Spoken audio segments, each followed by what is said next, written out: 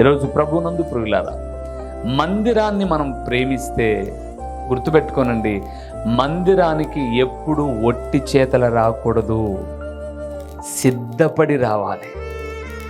దావీదు మందిరం కొరకు ఎంతగానో సిద్ధపరిచాడు. బంగారం, వేల మనుగుల బంగారం అని 29వ అధ్యాయంలో మీరు మొదటి దినవృత్తాంతముల గ్రంథంలో చూడవచ్చు. తర్వాత మనము మందిరానికి వచ్చేటప్పుడు సిద్ధపడ్డం అంటే కానుక కాదు, అది ఎప్పుడు అనుకోమాకండి. కానుక కాదు సిద్ధపడ్డం అంటే.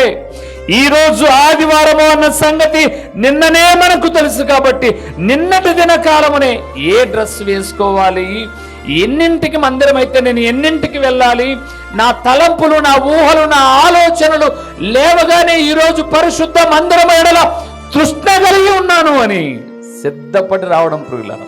రేపు మీ ఇంట్లో ఏదైనా ఒక ఫంక్షన్ ఉందనుకోండి, రేపు ఉదయం 11 గంటలకో 1 గంటకో మీ ఇంట్లో ఒక ప్రేమ విందుండి ఘనమైన కార్యం ఉంది అనుకోండి, దానికి కావలసినటువంటి మెంత్యాకు, ఆకు, ఈ ఆకు కావలసినవన్నీ ఎప్పుడు సిద్ధపరచుకుంటారు మీరు? ముందు రోజు మందిరానికి సిద్ధపడాలి ప్రియులారా.